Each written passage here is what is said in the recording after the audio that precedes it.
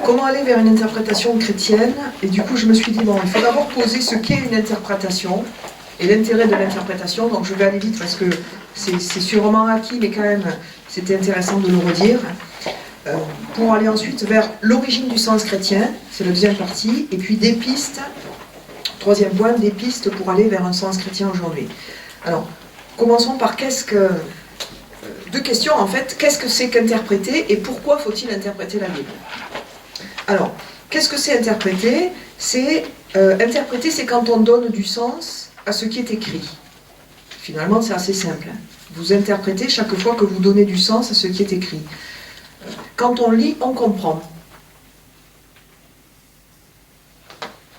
Généralement, on comprend facilement. Si c'est notre langue, et si le niveau de langue n'est pas trop compliqué, on comprend quand on lit. Et quand on fait du sens, on dépasse d'une certaine manière la compréhension de ce qui est marqué pour connecter à d'autres niveaux. Quand on fait du sens, on fait des relations, on fait de la relation, on fait de la cohérence. Vous comprenez autre chose que ce qui est écrit. Quand vous dites par exemple, ce texte, il me demande moi de faire confiance, ce texte, il n'a pas dit ça. C'est un sens. Vous avez interprété et vous avez compris en lisant le texte que Dieu vous demandait de faire confiance. Mais au sens strict, le texte ne l'a pas dit. Donc c'est une interprétation. Donc vous voyez, en fait, il y a deux niveaux de lecture quand on lit un texte. Le premier niveau, c'est le sens littéral. Le niveau de base, c'est-à-dire c'est ce qu'on comprend quand on lit. Et quand on fait une lecture fondamentaliste, on en reste à ce niveau-là. Et on applique ce qu'on a compris. Vous voyez que le fondamentalisme, c'est dangereux. Donc généralement, on est habitué, et c'est ce qu'on essaie d'apprendre à nos élèves ou à nos jeunes quand on est en catéchèse, c'est de leur dire, mais il faut faire du sens, c'est-à-dire il faut passer à un sens approfondi.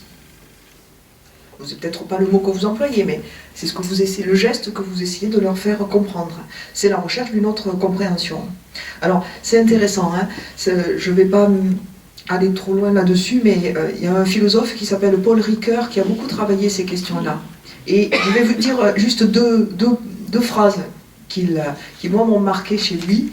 La première phrase, c'est comprendre. Alors comprendre, c'est toujours, dans ce sens-là, c'est faire du sens. Hein. Mais comprendre, c'est toujours se comprendre. C'est une belle phrase, c'est-à-dire que si vous faites du sens vraiment, vous comprenez quelque chose de vous et de votre vie. Voilà.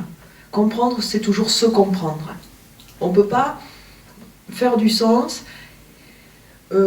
sans relever les manches. C'est pas possible. Et la deuxième phrase de Paul Ricoeur, c'est de dire le sens, l'interprétation, c'est quand le monde du texte rencontre le monde du lecteur. Ce texte, il a été écrit dans un monde en particulier, où par exemple, vous l'avez souligné, le sacrifice des enfants, c'était quelque chose qui pouvait exister. Donc, derrière le texte, il y a tout un monde, toute une culture, toute une religion, et vous le lisez avec une autre culture, avec un autre monde, et avec votre religion. Et il va falloir que la rencontre des deux mondes se fasse. Et parfois, elle a du mal, parce que les mondes sont tellement différents. Comment on se rencontre? Et pourtant, si vous faites du sens, il faut tenir compte que vous devez parfois resituer le texte dans le monde dans lequel il a été écrit pour ensuite en faire quelque chose. Voilà. Ce que vous avez fait quand vous êtes passé à l'historico-critique. Quand vous avez dit « Ah non, mais c'était quelque chose de l'époque », vous avez rendu le texte plus inoffensif. Alors, pourquoi faut-il interpréter la Bible? Alors, c'est une question parfois qu'on ne se pose pas, parce qu'on est né là-dedans, on a eu la chance d'être dans une époque où on nous a proposé d'interpréter la Bible. Il y a des siècles et des siècles de chrétiens qui n'ont pas eu cette occasion-là, on l'a interprété pour eux. Donc nous, on a beaucoup de chance, on donne la possibilité d'interpréter le texte. En fait, c'est le passage de l'écriture à la parole. On dit la Bible, c'est l'écriture sainte, et puis on dit aussi c'est paroles de Dieu. Et alors comment on passe de l'écriture à la parole? L'écriture, c'est ce qui est écrit. C'est un peu musée, hein. L'écriture sainte, moi j'aime pas beaucoup cette expression. Ça sent le renfermer un peu pour moi. C'est un préjugé. Écriture sainte. Et puis vous avez parole de Dieu, où là vous entendez quelque chose qui est vivifiant. Parole de Dieu, c'est très positif. Mais comment vous passez de l'écriture, donc de ce vieux livre, à en faire une parole de Dieu? Par l'interprétation. Par l'Esprit Saint. L'Esprit Saint va rentrer dans l'interprétation. Mais l'Esprit Saint sans nous, il ne peut rien. C'est donnant, enfin c'est... Je ne sais pas si on peut dire 50-50, sûrement pas, mais les mélanges doivent être différents selon les moments. Mais en tout cas, pour qu'il nous parle, il faut qu'on l'interprète. Donc c'est essentiel d'interpréter la Bible. C'est-à-dire qu'il faut déjà la lire. Ah, pour l'interpréter, il vaut mieux la lire, oui. Donc vous voyez que quand on se met à interpréter, on pourrait faire la liste, mais ce n'est pas intéressant ici, mais on pourrait faire la liste des sens approfondis. Donc vous pouvez faire du symbolique, vous pouvez faire de l'allégorie, je passe un peu rapidement, vous pouvez faire un sens philosophique, vous pouvez faire du sens beaucoup plus spirituel, comme on l'a fait, et puis parmi les interprétations possibles, il y a un sens chrétien. C'est une autre catégorie. Alors, là où c'est compliqué, c'est que ça peut être allégorique, philosophique et en même temps chrétien. Hein. Bon. Mais ce que je veux dire, c'est qu'il peut y avoir une lecture spirituelle qui ne soit pas chrétienne. Les Juifs, par exemple, ont une lecture spirituelle. Ils ne lisent pas la Bible comme on lit un catalogue de... je ne sais pas quoi, de la Redoute, oui. Quoi qu'on interprète quand on lit le catalogue de la Redoute. En fait, on projette, voilà. Donc il y a de l'interprétation. Je passe deuxième partie, l'origine du sens chrétien. Alors, pour qu'il y ait un sens chrétien, c'est l'idée que quand on lit un texte de la Bible, il va y avoir une cohérence, il va y avoir un sens qui se dégage de ce texte en fonction de ce qu'on a compris du Christ et de son enseignement. On va faire du sens en fonction de ce qu'on a compris, et même, j'irai un peu plus loin, ce qu'on a reçu du Christ, de sa vie, de son enseignement et de la relation de prière qu'on peut avoir avec. C'est-à-dire que cette vie-là, alors, qu'elle soit intellectuelle, c'est-à-dire qu'elle passe par des connaissances intellectuelles. Parce que, par exemple, dans le travail que vous avez fait, vous avez comparé Genèse 22 avec la Passion. Ça supposait de bien connaître le texte de la Passion. Hein, c'était un présupposé, vous êtes venu, vous le connaissiez. Et vous êtes servi de cette connaissance-là pour faire du sens chrétien. Mais quelqu'un peut très bien connaître le récit de la Passion et ne pas faire de sens chrétien. Oui, il va mettre le Christ, mais en même temps, c'est pas forcément un sens chrétien au sens où il ne fait pas du sens à partir de ce qu'il a compris dans son cœur, on va dire.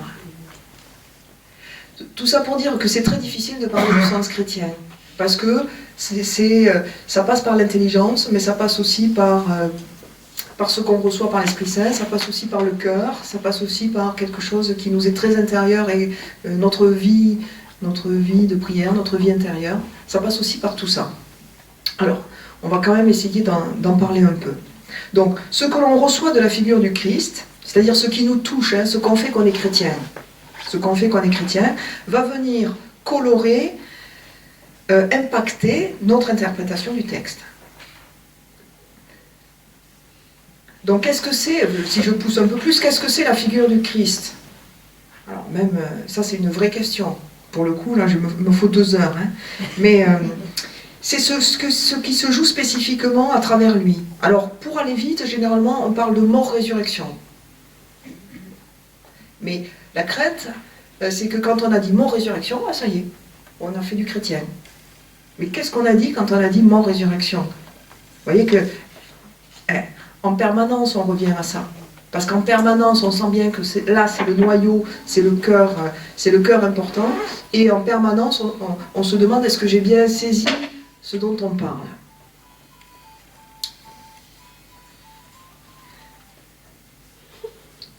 Donc, qu'est-ce que c'est? Moi, je vais mettre des mots, mais c'est les miens, sur ce geste de mort-résurrection. C'est que le fait qu'il y a une cohérence forte, finalement, entre son enseignement, sa vie, dans le fait qu'il y a un abaissement volontaire. Enfin, sa vie est un abaissement volontaire. Regardez l'incarnation, par exemple. Il y a un abaissement dans son enseignement, ce qu'on a dit tout à l'heure. Il y a un abaissement dans ce qu'il choisit de vivre. Il accepte d'aller jusqu'à la croix. Et que cet abaissement ouvre à une vie plus ample, plus forte, plus puissante.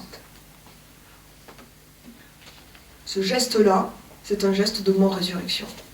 Et finalement, une lecture chrétienne, c'est quand on interprète un texte en s'appuyant sur ce que cette découverte-là nous a donné. C'est très compliqué ce que je suis en train de vous expliquer. Enfin, ça peut faire du sens, ça peut ne pas faire du sens. C'est le mystère chrétien, en fait. C'est finalement, la lecture chrétienne, c'est comment cette compréhension du Christ nous travaille. Et elle nous travaille tout le temps, et puis elle nous travaille aussi quand on lit un texte de la Bible. Mais elle peut nous travailler aussi quand on fait les courses ou quand on fait autre chose. Donc bien entendu, on peut faire une lecture chrétienne de du Premier Testament ou du Nouveau Testament. On peut faire ce qu'on a fait, on peut prendre un texte du Premier Testament et en faire une lecture chrétienne, mais vous pouvez aussi prendre un texte du Nouveau Testament et ne pas en faire une lecture chrétienne. Parce que vous allez faire de l'anecdotique. Ok, vous allez parler de Jésus, mais est-ce que c'est chrétien?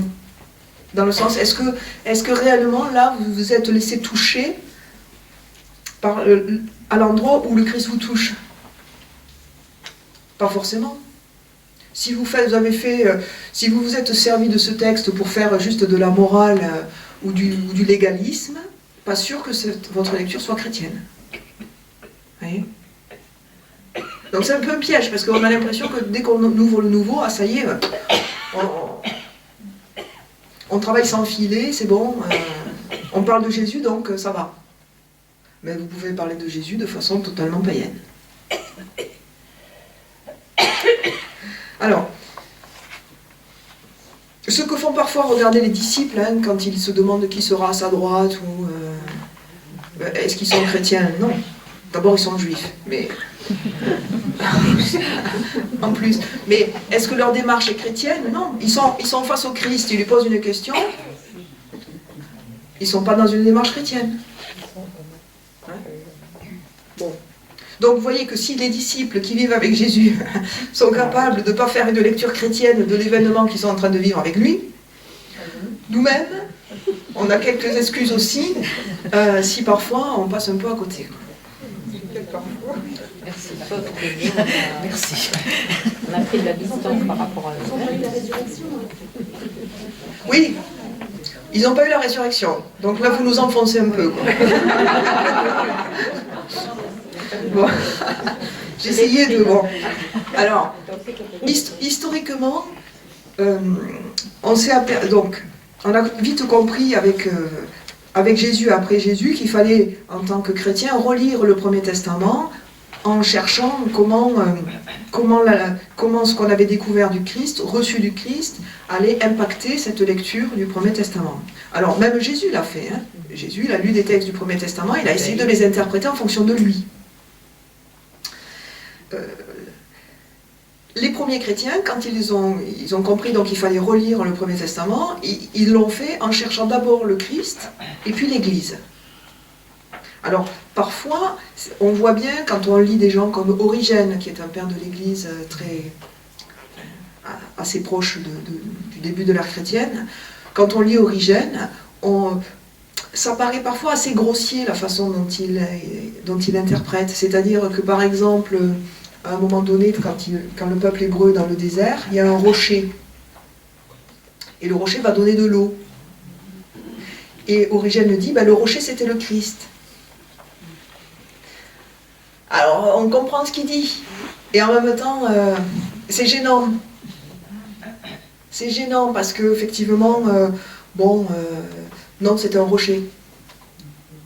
Mais on comprend que, étant donné que pour lui la source de la vie, enfin ce qui donne la vie aux hommes, on va dire, il est imprégné de ce don fait par le Christ, il va lire le Christ dans ce rocher. Mais vous voyez qu'aujourd'hui, c'est difficile de faire ce raccourci-là. Il faut être un peu plus prudent.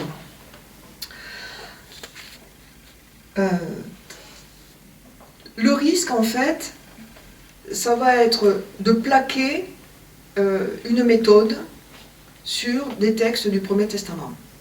Donc, tout ce qui vous paraît de la vie, paf, vous plaquez le Christ. Ou paf, vous plaquez l'Église. Et en vous disant, bon, mais ça y est, j'ai fait le boulot, en fait. Et il y a un côté recette, voilà, qui finalement risque de vous faire passer à côté de l'enjeu du texte. Par exemple, le bois, en Genèse 22, si vous vous contentez de dire, ben, le bois, c'était la croix, vous risquez non seulement de ne pas faire de sens chrétien, si vous n'en faites pas quelque chose d'autre, et en plus, vous risquez de passer à côté de Genèse 22. Parce que votre seul but, c'est le Nouveau Testament. Votre seul but, c'est le Christ. Et donc, vous instrumentalisez le Premier Testament pour une lecture du Nouveau.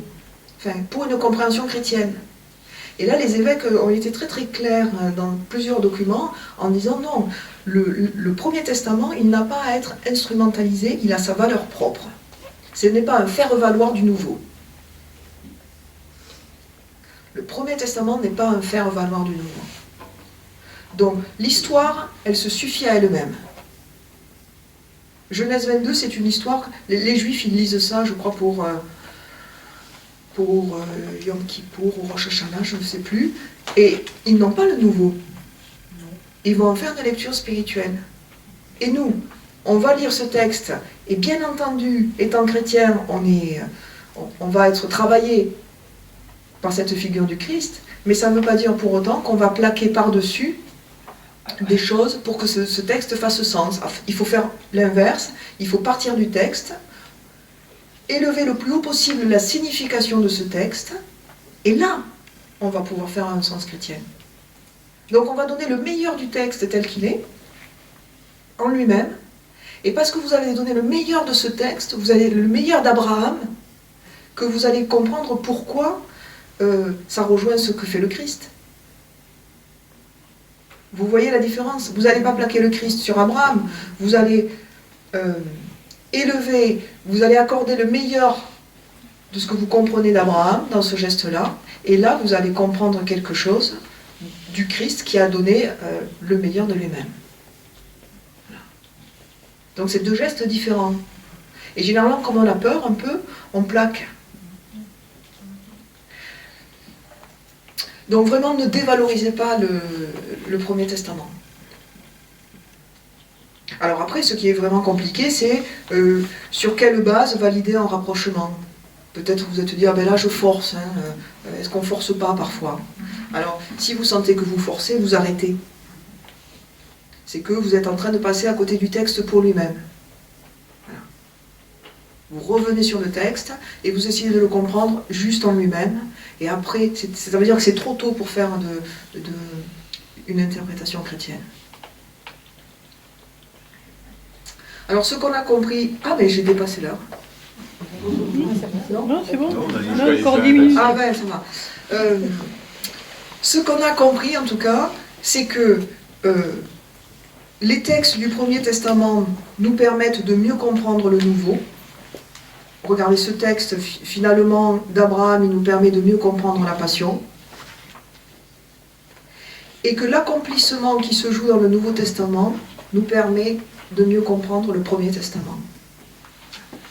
Et ça, c'est vraiment quelque chose, dans l'Église naissante, il y a quelqu'un qui s'appelle Marcion, 4e siècle, qui a dit, 4e siècle, je ne sais plus, ou 2e.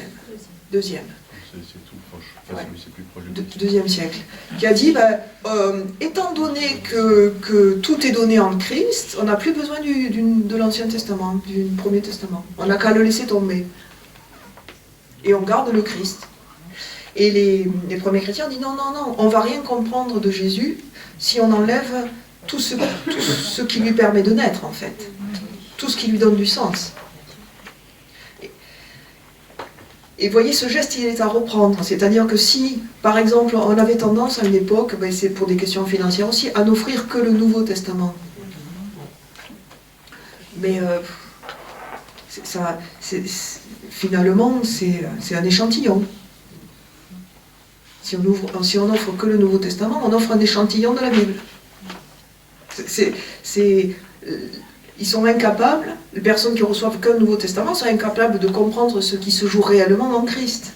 Il faut avoir le premier pour comprendre le nouveau, et le nouveau va nous permettre de relire le premier. Voilà. Donc je sais que souvent c'est des questions financières, hein, mais quand même, là il y a quelque chose, maintenant, on ne peut plus passer à côté de ça.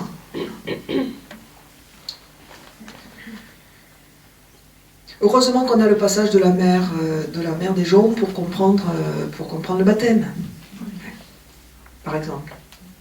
Alors aujourd'hui, quelques pistes pour aller vers un sens chrétien.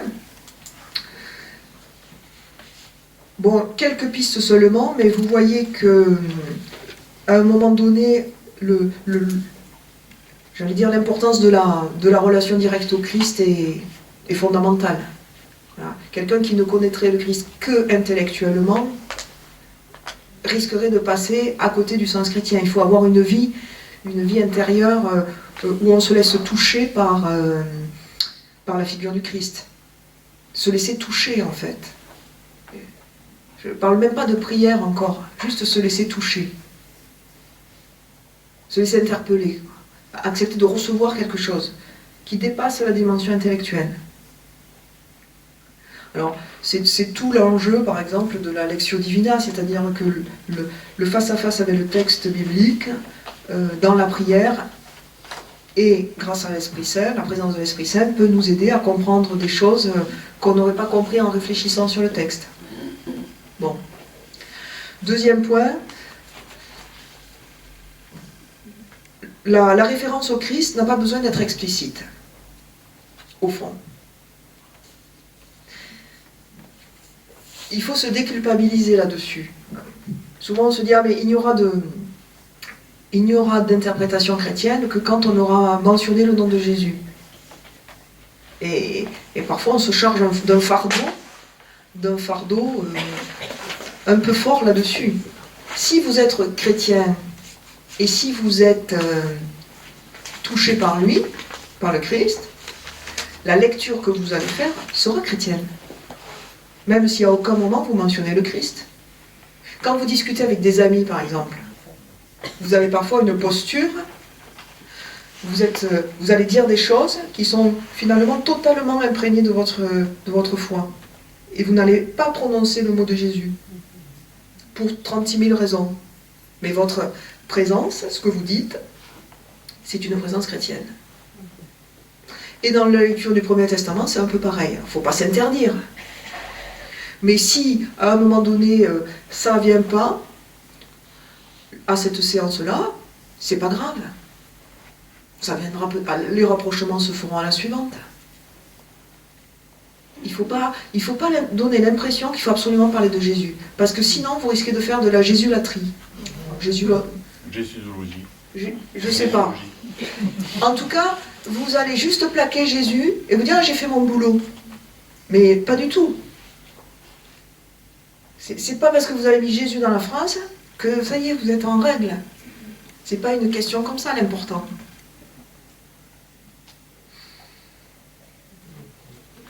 Ne vous censurez pas non plus, c'est pas ça que je dis. Hein? L'important, c'est l'intérieur. Hein? Je dis, le voit bien, il le sent bien. Si on parle avec des enfants, ils sentent très bien quand ça vient, et même des adultes, quand ça vient de l'intérieur. Et puis, oui. Et puis, ils le repèrent. Bon, allez, maintenant, on va nous reparler de Jésus. Hein? Ils nous le disent, ça va. Allez, on attendait maintenant. Ah. Allez, le passage obligé, allez. Mais qu'est-ce qu'ils disent quand ils disent ça? Ils repèrent bien qu'il y a quelque chose qui est en toc, quoi. Qu'il y a quelque chose qui n'a pas été noué au bon endroit. C'est souvent qu'on essaie de justifier, en fait. Il y a plein de... Oui, la justification, ou voilà. Parce que justement, quelque chose en nous n'est pas sûr, oui. ou noué. Si c'est noué au bon endroit, si le lien a été fait au bon endroit, mais eux-mêmes, c'est d'eux-mêmes qui vont dire « Ah oui, c'est comme dans l'Évangile, quand ».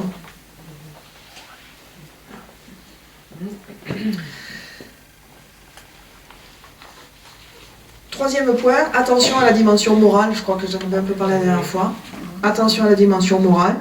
Vous risquez de passer à côté de la lecture chrétienne. Hein? Et dernier point, parce que c'est l'heure, il peut y avoir une pluralité de sens chrétiens. On l'a vu encore tout à l'heure, là. Vous pouvez être chrétien et avoir différentes compréhensions, différentes interprétations au nom d'un même christianisme. Ça va, c'est pas une maladie, la polysémie. Hein? On n'a pas besoin, c'est pas parce qu'on est catholique qu'on doit tous penser la même chose sur tout. Même c'est plutôt mauvais signe quand on commence à penser la même chose sur tout. Tout à fait. Hein? C'est la maladie, là. C'est la maladie. Donc voilà, autorisez-vous une pluralité de sens chrétiens. Il n'y a pas à légiférer pour savoir quelle est la seule interprétation valable. Le Christ, Dieu parle aux hommes comme en toute liberté, et les hommes le reçoivent en toute liberté aussi.